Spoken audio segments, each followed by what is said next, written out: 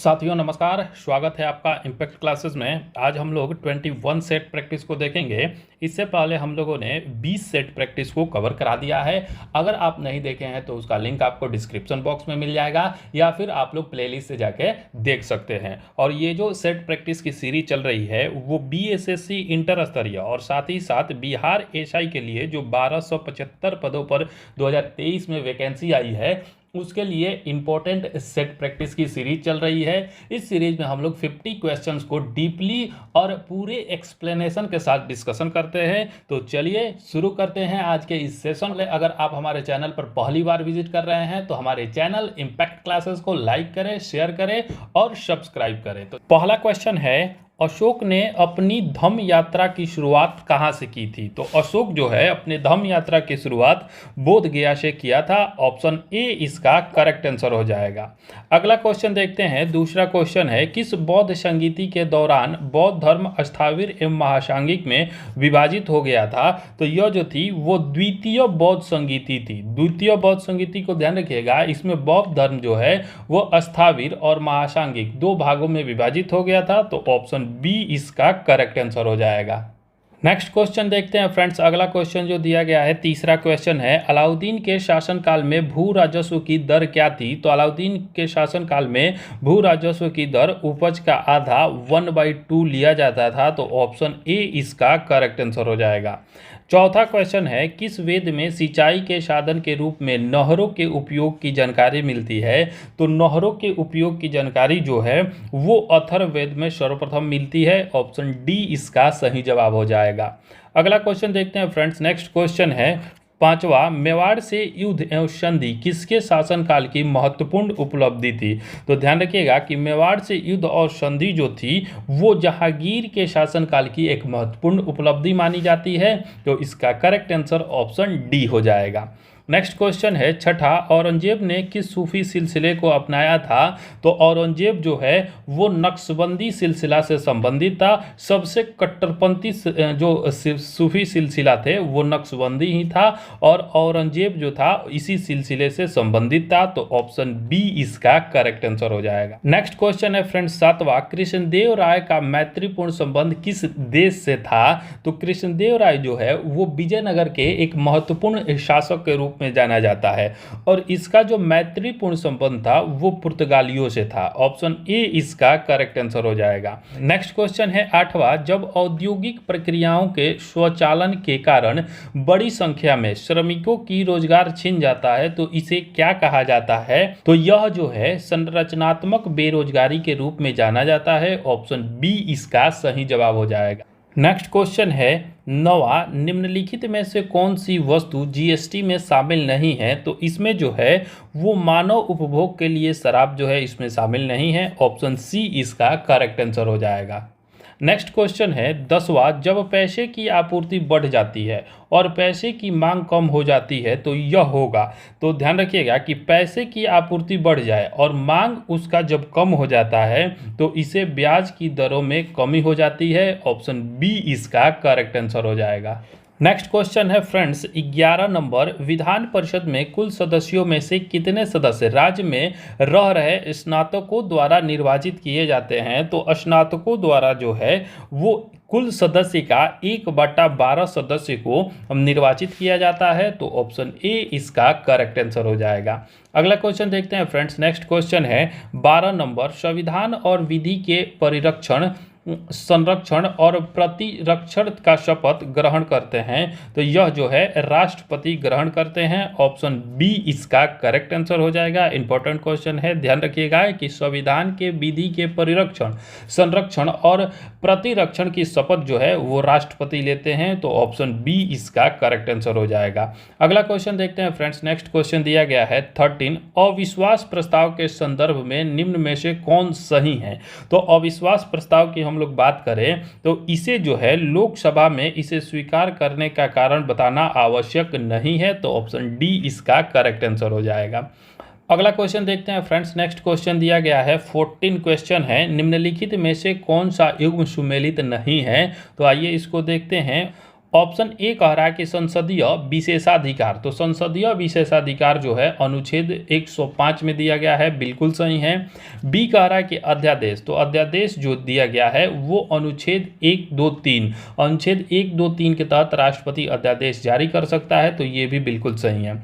Option C कह रहा है कि संयुक्त अधिवेशन, तो संयुक्त अधिवेशन की हम लोग बात करें तो यह अनुच्छेद 108 में दिया गया है, बिल्कुल सही है। संयुक्त अधिवेशन जो है अनुच्छेद 108 के तहत राष्ट्रपति के द्वारा बुलाया जाता है, लेकिन उसकी अध्यक्षता जो है वो लोकसभा के अध्यक्ष के द्वारा किया जाता है, तो यह बिल्कुल करेक्ट है।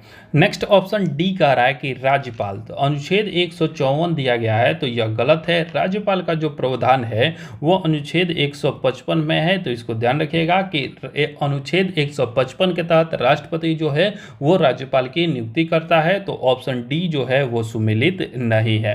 नेक्स्ट क्वेश्चन है 15, स्वतंत्रता पूर्व भारत में निम्नलिखित में से किसने केंद्रीय विधानसभा में स्वराज दल का समर्थन किया था? तो स्वराज दल के समर्थन की हम लोग बात करें तो यह जो है मोहम्मद अली जिन्ना के द्वारा किया गया था, ऑप्शन ए इसका सही जवाब हो जाएगा। अगला क्वेश्चन देखते हैं फ्रेंड्स। नेक्स्ट क्वेश्चन दिया गया है 16, निम्न में से किस महापुरुष ने मैजनी, गैरीबॉल्डी, शिवाजी तथा श्री कृष्ण की जीवनी लिखी? वे अमेरिका में कुछ समय के लिए रहे तथा वे केंद्रीय सभा के सदस्य भी निर्वाचित हुए थे, तो यह जो थे लाला लाजपत राय थे, ऑप्शन सी इसका करेक्ट आंसर हो जाएगा। लाजपत राय के द्वारा मैजनी, गैरीबॉल्डी, शिवाजी तथा श्री कृष्ण की जीवनी लिखी गई। अमेरिका में भी यह कुछ समय के लिए थे और केंद्रीय सभा के सदस्य भी निर्वाचित हुए थे, तो ऑप्शन सी इसका सही जवाब हो जाएगा। अगला क्वेश्चन दिया गया है 17, भारतीय निर्वाचन आयोग के अनुसार एक राष्ट्रीय दल के रूप में मान्य होने के लिए एक राजनीतिक दल को कितने राज्य में मान्यता प्राप्त राजनीतिक दल के रूप में होना चाहिए? तो यह जो है वो कम से कम 4 राज्यों में होना चाहिए, ऑप्शन सी इसका करेक्ट आंसर हो जाएगा। अगला क्वेश्चन देखते हैं फ्रेंड्स। नेक्स्ट जो क्वेश्चन दिया गया है 18, वह कौन से मूल रंग है जिनसे टीवी के पर्दों पर विभिन्न रंग प्रकट होते हैं? तो मूल रंग की हम लोग बात करें तो मूल रंग होता है लाल, हरा और नीला। ध्यान रखिएगा कि लाल, हरा और नीला जो होता है वो मूल रंग होता है, इसको RGB कहा जाता है। रेड, ग्रीन और ब्लू जो होता है वो मूल रंग होता है, तो ऑप्शन ए इसका करेक्ट आंसर हो जाएगा।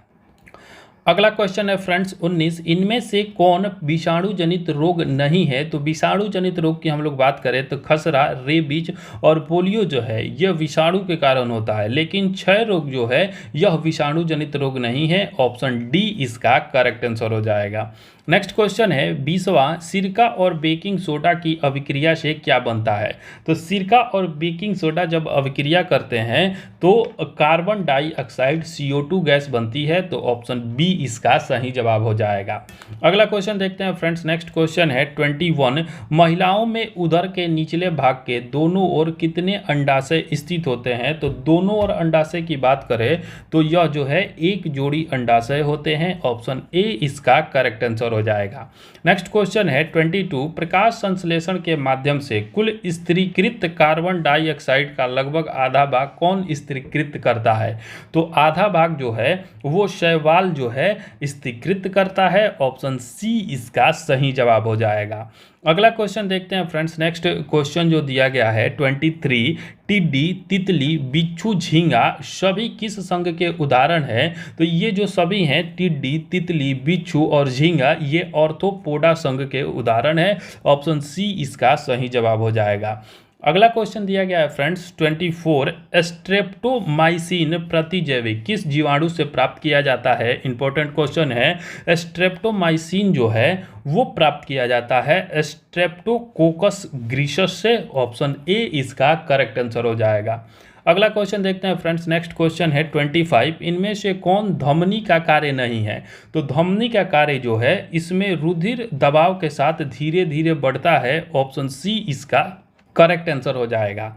अगला क्वेश्चन दिया गया है 26, निम्नलिखित में से कौन कीटों से प्राप्त नहीं होता है? तो कीटों से हम लोग बात करें तो रेशम प्राप्त होता है, शहद प्राप्त होता है, लाख प्राप्त होता है, लेकिन मोती जो है यह कीटों से प्राप्त नहीं होता है, ऑप्शन डी इसका करेक्ट आंसर हो जाएगा। अगला क्वेश्चन देखते हैं फ्रेंड्स। नेक्स्ट क्वेश्चन दिया गया है 27। ग्राफीन होता है, तो ग्राफीन जो है वो कार्बन का नैनो प्रतिरूप होता है। ध्यान रखिएगा कि ग्राफीन कार्बन का नैनो प्रतिरूप होता है, तो ऑप्शन बी इसका सही जवाब हो जाएगा।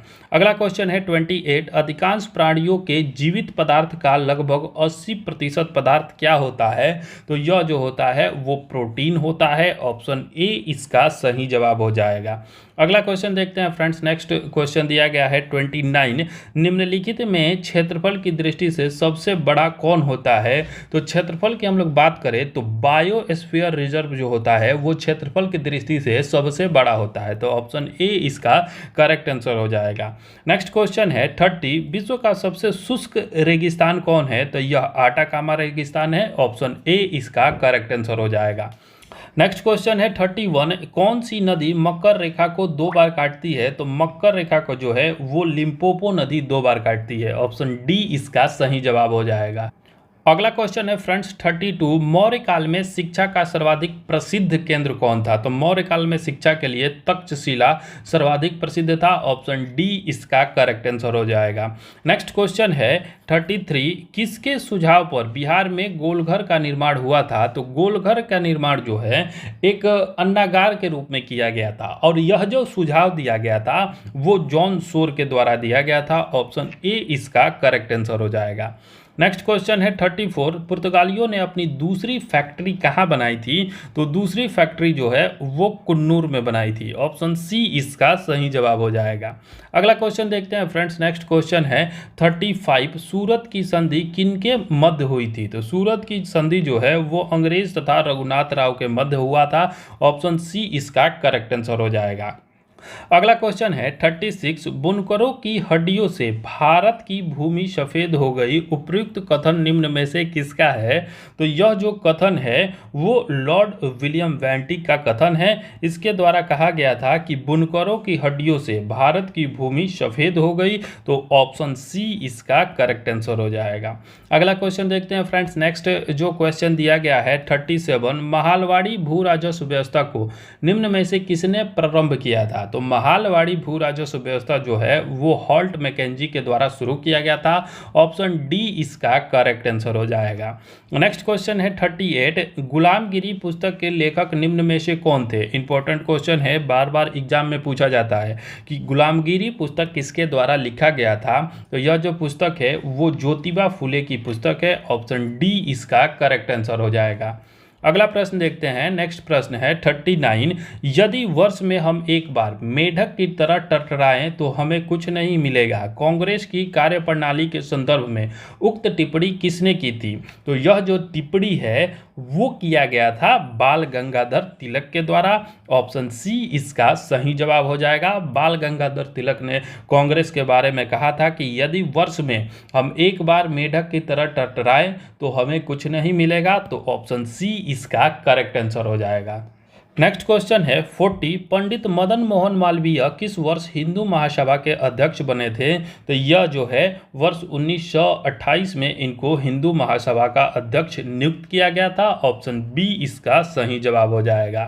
अगला क्वेश्चन देखते हैं फ्रेंड्स। नेक्स्ट जो क्वेश्चन दिया गया है 41। किसने क्रिप्स प्रस्तावों को उत्तर दिनांकित चेक कहा था, तो यह महात्मा गांधी के द्वारा कहा गया था। ऑप्शन ए इसका करेक्ट आंसर हो जाएगा। नेक्स्ट क्वेश्चन है 42। पृथ्वी पर मौसम परिवर्तन के लिए उत्तरदायी है, तो पृथ्वी पर मौसम परिवर्तन की हम लोग बात करें तो यह होता है पृथ्वी के परिक्रमण गति के कारण और पृथ्वी का अपने अक्ष पर 23.5 डिग्री झुका होना, ये दोनों कारण जो है वो मौसम परिवर्तन के लिए है, तो ऑप्शन डी इसका करेक्ट आंसर हो जाएगा। वहीं पृथ्वी की घूर्णन गति जो है यह दिन और रात, ध्यान रखिएगा कि दिन और रात जो होता है वो घूर्णन गति के कारण होता है, तो इसका करेक्ट आंसर ऑप्शन डी हो जाएगा। अगला क्वेश्चन देखते हैं फ्रेंड्स। नेक्स्ट क्वेश्चन है 43। कृष्णा राजसागर बांध जलाशय किस नदी पर बनाया गया है, तो यह जो जलाशय है वो कावेरी नदी पर बनाया गया है। ऑप्शन डी इसका करेक्ट आंसर हो जाएगा। नेक्स्ट क्वेश्चन है 44। निम्न में से कौन सा से मृदा में नाइट्रोजन को बढ़ाता या बढ़ाते हैं? तो मृदा में नाइट्रोजन जो है वो बढ़ता है जंतुओं द्वारा यूरिया का उत्सर्जन करके और वनस्पति की मृत्यु के कारण। तो ऑप्शन सी इसका करेक्ट आंसर हो जाएगा। अगला क्वेश्चन है 45। भारत की जनगणना 2011 के अनुसार भारत के निम्नलिखित राज्यों में से कौन सा एक राज्य न्यूनतम आबादी वाला राज्य है? तो भारत में सबसे कम आबादी वाला राज्य जो है वो पंजाब है। ऑप्शन डी इसका करेक्ट आंसर हो जाएगा। अगला क्वेश्चन देखते हैं फ्रेंड्स। नेक्स्ट जो क्वेश्चन दिया गया है 46। उत्तर से दक्षिण व्यवस्थित करने पर निम्न में से कौन सा क्रम सही है? तो उत्तर से दक्षिण जब हम इसको व्यवस्थित करेंगे तो सबसे उत्तर में अंडमान आ जाएगा, उसके बाद से लिटिल अंडमान आएगा, फिर कार निकोबार, तब ग्रेट निकोबार। तो ऑप्शन ए इसका करेक्ट आंसर हो जाएगा। नेक्स्ट क्वेश्चन है 47। निम्नलिखित में से कौन सा पर्वत कैस्पियन सागर तथा काला सागर के मध्य स्थित है? तो कैस्पियन सागर और काला सागर के मध्य जो है वो काकेशस पर्वत है। ऑप्शन ए इसका बिल्कुल करेक्ट आंसर हो जाएगा। नेक्स्ट क्वेश्चन देखते हैं फ्रेंड्स। अगला क्वेश्चन दिया गया है 48। धातुओं की सक्रियता श्रेणी में सबसे अधिक क्रियाशील धातु कौन सी है? सबसे अधिक क्रियाशील धातु की हम लोग बात करें तो यह पोटेशियम धातु है। ऑप्शन बी इसका करेक्ट आंसर हो जाएगा। नेक्स्ट क्वेश्चन है 49। उत्तरी तथा पश्चिमी भारत में सर्वाधिक संख्या में तांबे के सिक्कों किसके द्वारा जारी किया गया था? तो तांबे के सिक्कों को जो है वो जारी किया गया था कुषाणों के द्वारा। ऑप्शन डी इसका करेक्ट आंसर हो जाएगा। नेक्स्ट क्वेश्चन देखते हैं फ्रेंड्स। अगला क्वेश्चन है 50। निम्नलिखित में से कौन सा बल प्रकृति में सबसे शक्तिशाली बल माने जाते हैं? तो सबसे शक्तिशाली बल जो होता है वो नाभिकीय बल होता है। ऑप्शन ए इसका करेक्ट आंसर हो जाएगा। तो फ्रेंड्स यहाँ जो हमारे 50 इंपॉर्टेंट क्वेश्चन थे वो समाप्त हुए। चैनल इम्पैक्ट क्लासेस को लाइक करें, शेयर करें और सब्सक्राइब करें। साथ ही साथ डिस्क्रिप्शन में टेलीग्राम ग्रुप का लिंक दिया गया है, उसको जरूर ज्वाइन करें। चलिए धन्यवाद। Thank you. Thanks for watching. Thank you.